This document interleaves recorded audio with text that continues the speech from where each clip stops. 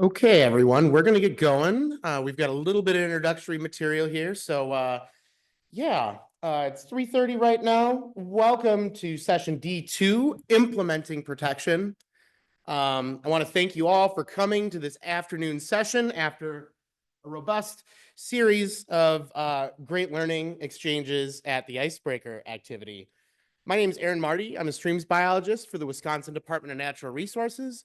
I work out of the Rhinelander office at the headwaters, well, not at the headwaters of the basin, but pretty close to the headwaters of the basin. That's for the river that we're at next door here. I want to really thank our speakers, both poster as well as oral presentation presenters.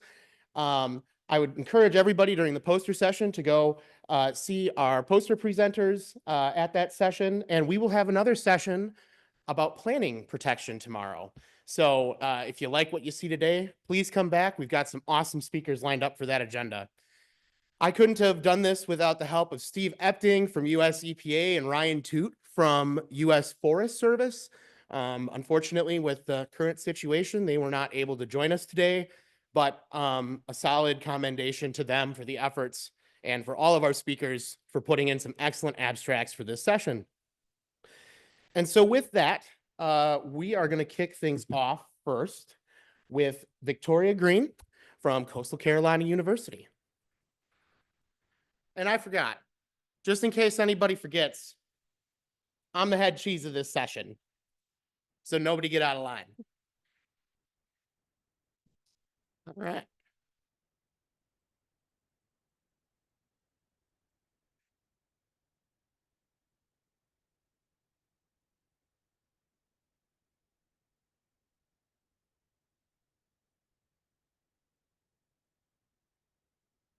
We'll have Victoria take it away. Yeah, go Victoria. Welcome to the stage. Oh, thank you. Can everyone hear me okay? All right. Well, hi, everyone. I am Victoria Green, and I'm coming here today from Coastal Carolina University. My day job normally is handling our volunteer water quality monitoring programs with my colleague, Courtney. But today I'm going to talk to you about a related effort called Sustaining Water, where we're focusing on water quality monitoring on campus. Let's see. So I'm going to tell you a little bit about the history of this monitoring effort, some of the challenges we faced as part of what I'm calling our sophomore slump, how we revitalized this monitoring through a collaborative task force, and how we're looking ahead to the future. So Coastal Carolina University is a medium-sized public undergraduate institution in northeastern South Carolina. And we are in Horry County, which is facing intense development pressure. It is one of the fastest growing places in the United States. And it's facing rapid development, trying to house all of the people who want to live in and around Myrtle Beach. Our environment is dominated by our blackwater systems, particularly the Waccamaw River, which is named after the Waccamaw Indian people. And these blackwater systems are known for their deep, rich tea-like color that is caused by tannins as the decaying vegetation from all the swamps that feed into the Waccamaw River. So Coastal Carolina University plays into this development story and this ecosystem. So CCU has been using both the natural and man-made wetlands on campus as a living laboratory for many decades. And many professors, including Dr. Susan Liebes, who is the founding director of my department, has been using these ecosystems. And in 2011, this program, what we're calling campus monitoring, really solidified. The idea was that students could monitor these sites on campus for basic water quality parameters like pH, turbidity, dissolved oxygen. They do that for course credit to get a better understanding of what was happening on campus. This was done in partnership with local communities, partners like our local riverkeeper. The idea behind that is if the students found any issues, their riverkeeper could follow up with the appropriate departments, whether that be CCU or our broader stormwater managers. And this campus monitoring program follows the same protocols as our volunteer water quality monitoring program. Excuse me. And we are comparing these results to our state standards when available to help us understand what's going on. So this program engaged students for about a decade, and then we had our sophomore slump as we entered our second decade of data collection. This was primarily driven by turnover as Dr. Leibus retired from her formal teaching role, also pandemic and other changes. And we as staff in our small department could not support this program any longer. It went over to another department who had other priorities. They were not as familiar with the monitoring methods as we were. And so there was some data integrity was lost. And then eventually that professor retired and the program stopped. While this was happening, like I said, we weren't the only folks who was interested in using these living laboratories. We had other departments that were doing student research projects on campus, and they were often finding different, they were doing projects like on harmful algal blooms, nutrients, microplastics, and these student projects and faculty projects were not talking to each other. So they might have found issues, but those issues were starting and ending with that student project. Or a nicer way to put that is those faculty didn't know who to contact to sort of escalate those issues.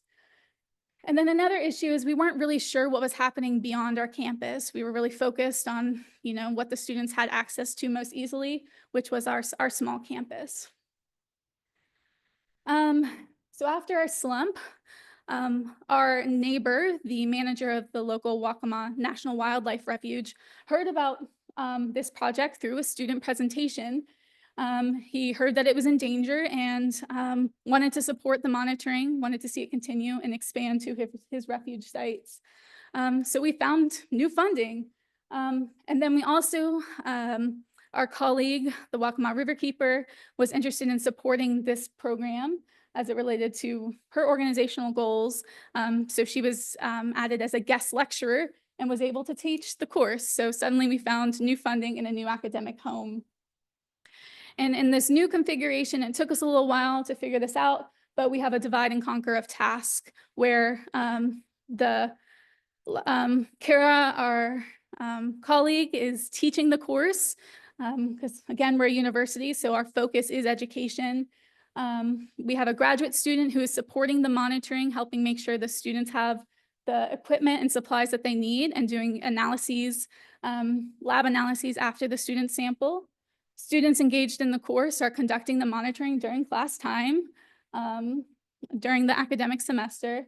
And then staff in my department are helping to do quality control and serve as technical advisors. And so each year we've sort of pieced together this program with funding from small local grants. And one of those was available through Coastal Carolina University. And one of the reasons that we were successful in our funding was we pitched the Watershed Advisory Task Force for Education and Research. And yes, we worked really, really hard to make that acronym work. And so the idea behind this task force was sort of to overcome some of the problems of the past, where people weren't talking to each other, they didn't know who to contact, and we knew stuff, science, good research was happening on campus. It just wasn't getting to the people it needed to get to. So one of the first things our new task force did was identify 2 new monitoring sites for us to add to our project. And this is a brief overview of our sampling sites. The big teal chicken, that is the heart of CCU's campus, and that is our mascot. Our yellow line is the approximate flow path. And so we have the core of the sites from Highway 501 dorms to Highway 444 West is our main campus sites. And then when the funding was extended, we were able to continue monitoring downstream through that residential and then into that forested area, which represents the Waccamaw National Wildlife Refuge property. And then just off screen is the Waccamaw River. So we're trying to follow the water as it flows through campus all the way downstream into the river. These two new sites, which are not part of this flow path right now, Carolina Pines and University Place, those are sites that our stakeholders identified as places of potential pollution based on their experience, and really wanted us to start sampling those to see if that was part of the issues we were seeing on campus. So I'm not going to go deep into our data trends. If you'd like to see those, you should check out Courtney's poster at the poster session tomorrow. I think she's poster number 4.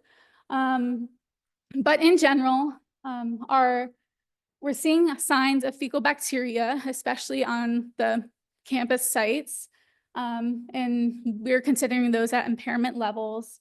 We're also seeing signs of nutrient issues. And then a focal feature for us is we're seeing signs of harmful algal blooms, particularly on this main pond right here, which is sort of a central focal point of campus. And all of our data is available online in a publicly accessible database.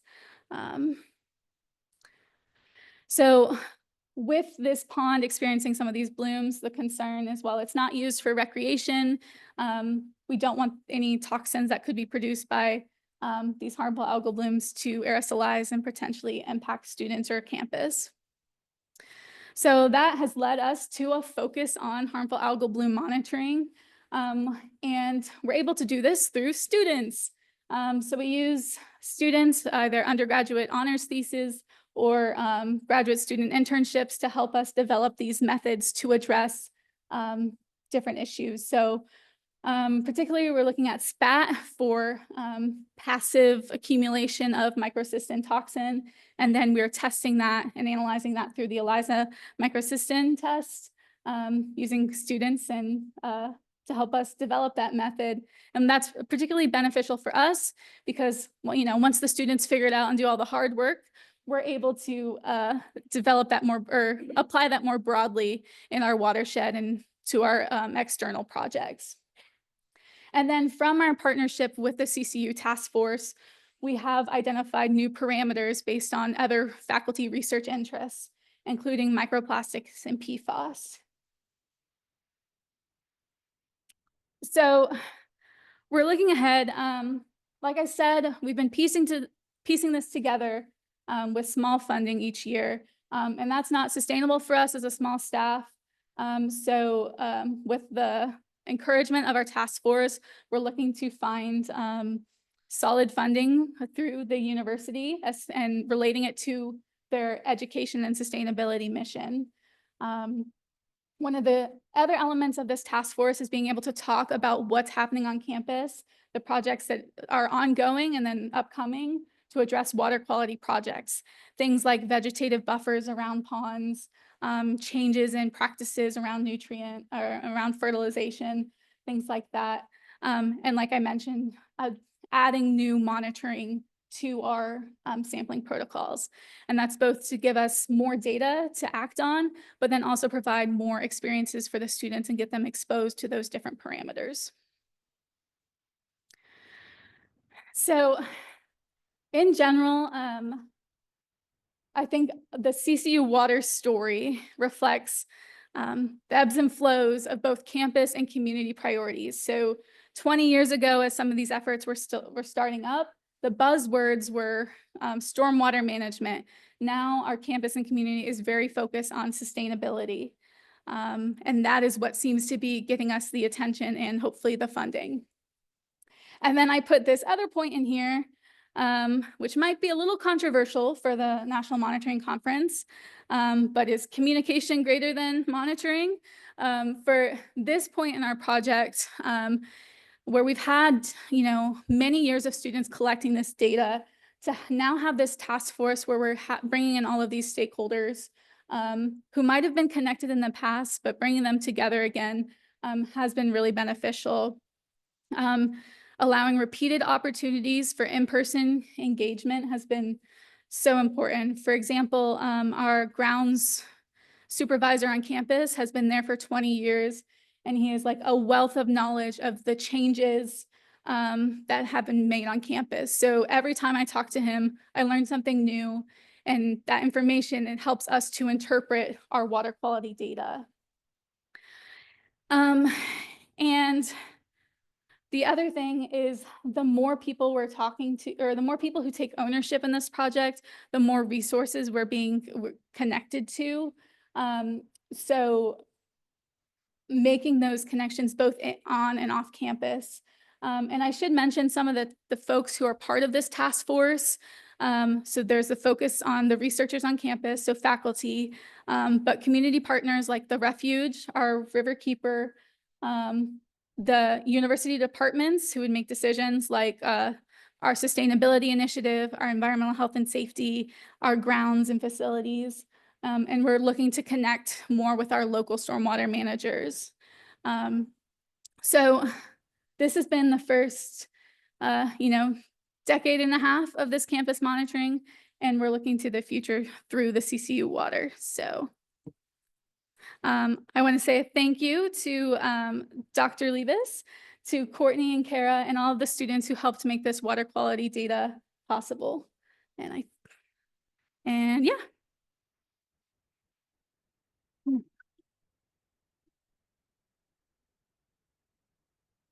Little fast, but Yeah, plenty of time for questions for Victoria here. Any questions from the audience?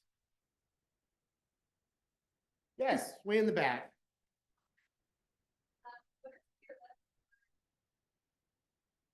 The question, sorry. yeah, she asked, what are some of the lessons learned working with students? Well, one, it's beneficial for us to have some of that free labor. No, yeah, they're able to work on projects that we don't really have time for, and they're able to do that hard work and, suffer through and really learn the ins and outs of science and the research process. That's one benefit. Another thing is, we found strategically we can use students as a way to maybe get insight that we might not get otherwise.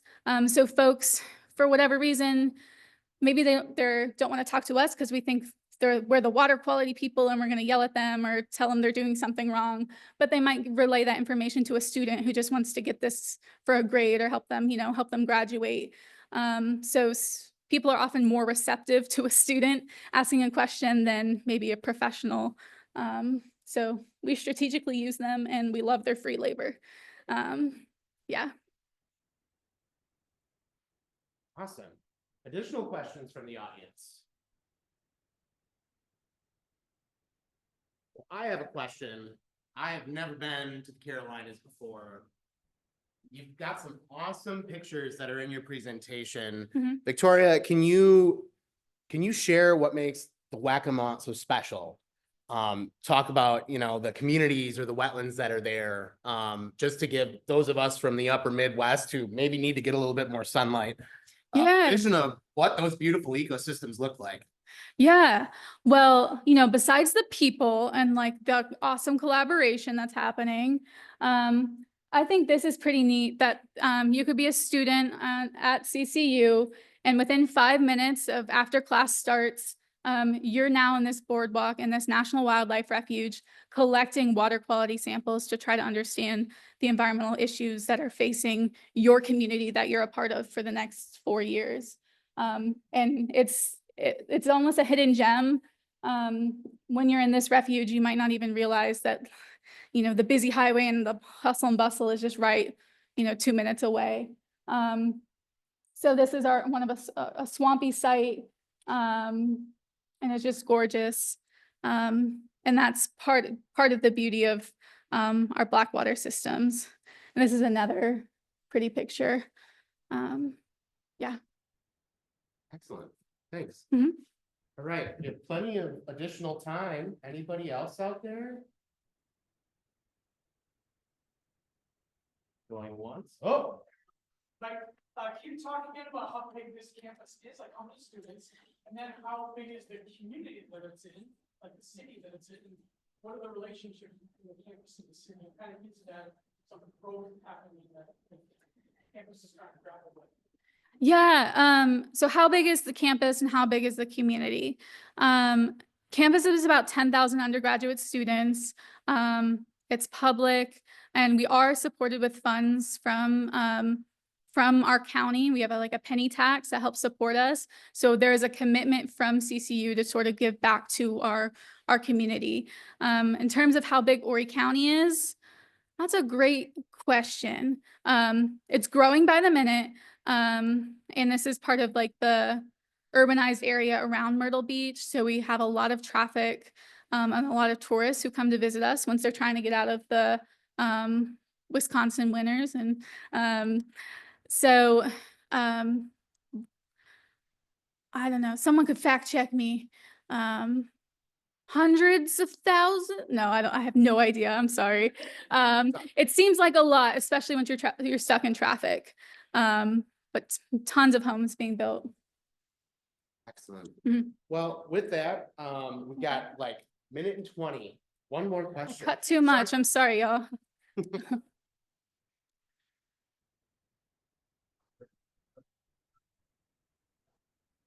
Have your data that you collected over time been able to major water over shoes on over time? Has your data been able to show that for sensitive management practices and over time? Yeah, so I would say like in the early 2000s, this project and sort of related projects helped help make a campus stormwater management plan that was really influential and led to some best management practices that were adopted by the campus. And then we kind of lost that connection. And so this data, I don't think, was getting to the people it needed to in order to sort of effectively assess. So right now, we're finally getting back to that point where we can help, it can be used as a tool for assessment, because we're making the connections with the people who are making those big decisions. So we're finally getting like our teeth again. So it comes in waves, I guess. So. And with that, we are perfectly at time. Thank you so much, Victoria, for a wonderful presentation. It's off.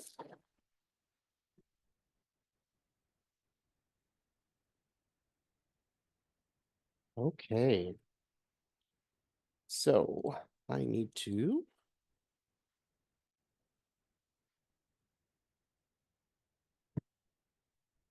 Can't quite answer that question. But we do know that there's high levels of PFAS that are in groundwater wells in that area.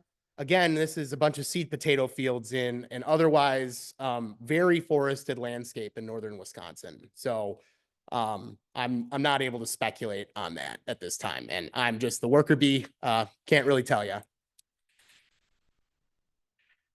Yes. The designation of a high quality water, is there like a regulatory context that offers protection, or is that not present yet? Yeah, so the question was regarding what does a high quality waters designation mean? At this point, our effort is it's at its infancy, right?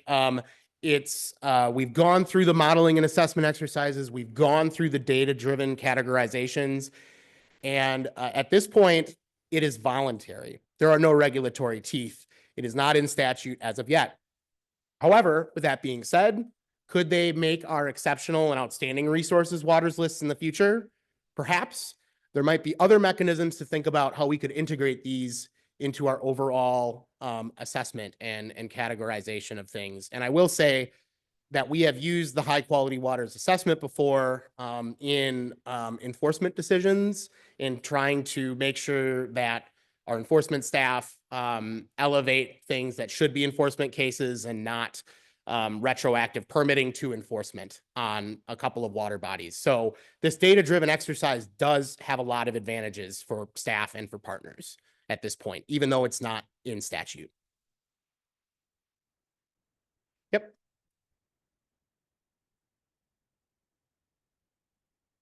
For the high quality watersheds or the high quality waters? So the healthy watersheds focused on 6 different sub-indices that were the 6 sub-indices within EPA's preliminary healthy watersheds assessment. But those focused on kind of the 6 areas that were within the definition, including biotic integrity, geomorphology, landscape integrity. I don't remember the other 3 offhand, but I can get that information to you.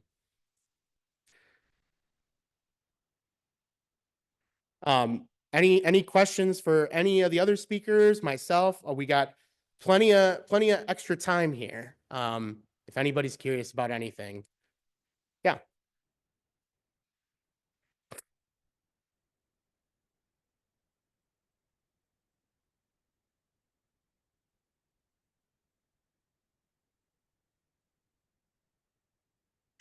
Sure. So the question was, after we finished our healthy watersheds modeling exercise, were there any that clearly were incorrectly categorized? So I briefly mentioned this, but we went through a few iterations with our water quality biologist staff, which we call gut checks essentially. And so we wanted to really focus our model on making sure that the watersheds on the healthy end of the gradient were accurate, not necessarily the watersheds that were in like the lower 50 percentile distribution.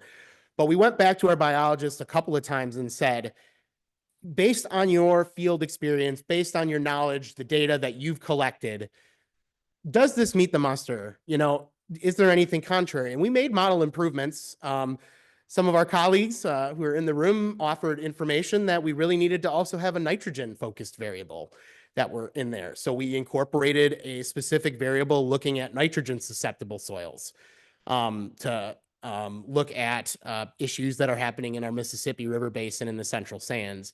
So I guess to somewhat answer your question, there wasn't anything that was crazy out of the ordinary once you actually dug into the data after we did multiple iterations of feedback.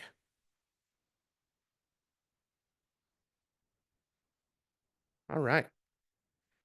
Excellent. Well, if anybody wants to hang around, again, I want to thank Victoria and Scott and all of you for sticking around. Again, reminder, tomorrow we have another protection session. Come back and get some more. And we've got a poster session. Thank you, everybody.